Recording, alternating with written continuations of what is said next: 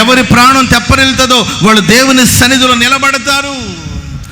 ఎవరి ప్రాణం తెప్పరిల్లుతుందో వాళ్ళకి దేవుని మందిరం మీద మక్కువ కలుగుతుంది, దేవుని సన్నిధిలో ఉండాలని అనిపిస్తుంది.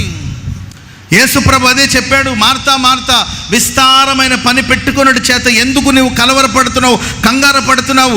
అవసరమైనది ఒక్కటే.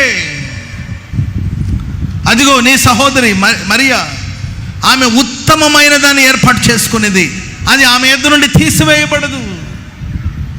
ఈరోజు ఏది అవసరం? విస్తారంగా సంపాదిస్తున్నారు, సంతోషంగా ఉన్నారా? గుండెల మీద చేతులు వేసుకుని చెప్పగలుగుతామా? విస్తారమైన ఆస్తి ఉండొచ్చు, సంతోషంగా ఉన్నారా? బ్యాంక్ నిండా బ్యాలెన్స్ ఉండొచ్చు, సంతోషంగా ఉన్నారా?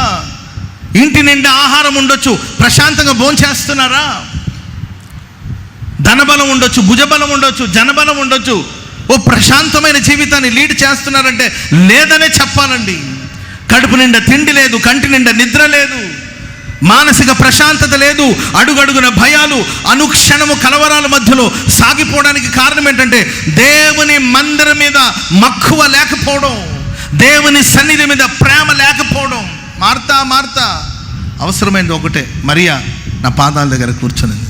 స్తోత్రం చెప్పడం గట్టిగా. ఎంతమంది ఈరోజు దేవుని పాదాల దగ్గర కూర్చునే అనుభవాలు ఉంటున్నాయి? ఒకటే ఫోన్లు ఫోన్లు ఫోన్లు ఫోన్లు ఫోన్లు.